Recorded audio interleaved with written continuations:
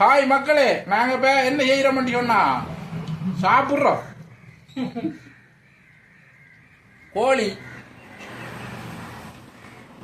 வெங்காய சம்பல்,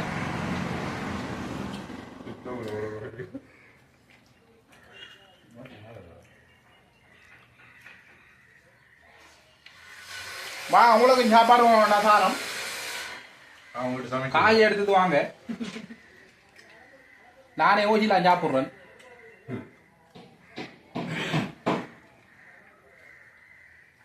இந்த தண்ணி குடிக்கிறவர் தான் பாஸ், இந்த கடையில மெக்கானிக் பாஸ் அவர் தான்.